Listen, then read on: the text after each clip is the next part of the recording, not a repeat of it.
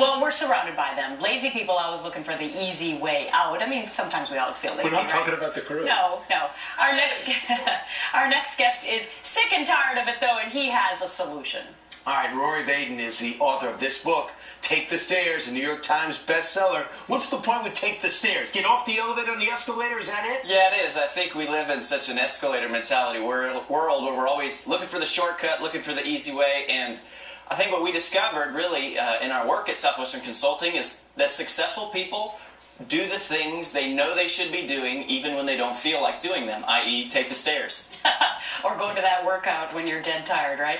So talk about sacrifice. That's your first point. Yeah, absolutely. I think what's really empowering about the whole dynamic of self-discipline in the book is that we realize that people who are disciplined, it's not that they like discipline more than the rest of us, but that they actually think differently about it. Mm-hmm.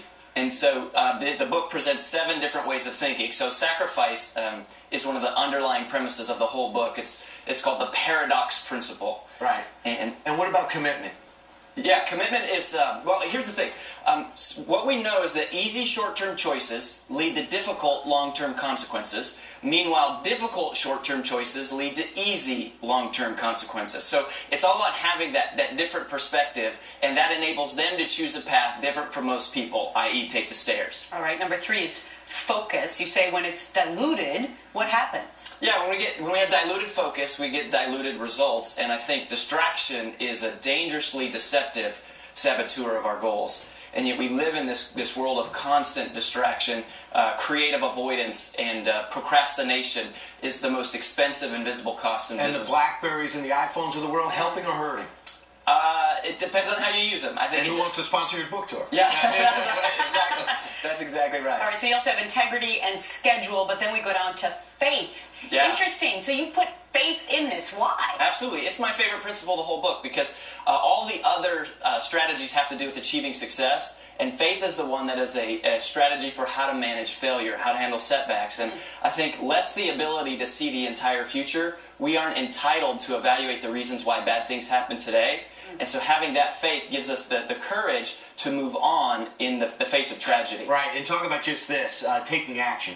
Do something.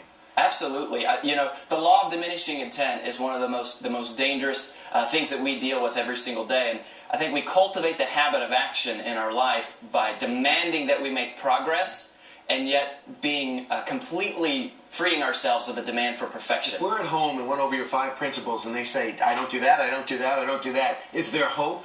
Oh yeah, absolutely, absolutely. I think we often write off the most successful people in the world and say they were always disciplined, they were always that way. Right. But I'm telling you, we coach hundreds of people at Southwestern through this process of understanding that the wealthiest people in the world were often one time very broke, and the most in-shape people in the world were one time often not that healthy. So you can learn how to do this, and self-discipline isn't as hard as we think when we know how to think about it the right way. All right, so check out the book. It's an easy read, and you can follow the 7 steps to achieving true success. Take the stairs. Rory Vaden, great to have you. Yeah, thanks for having me.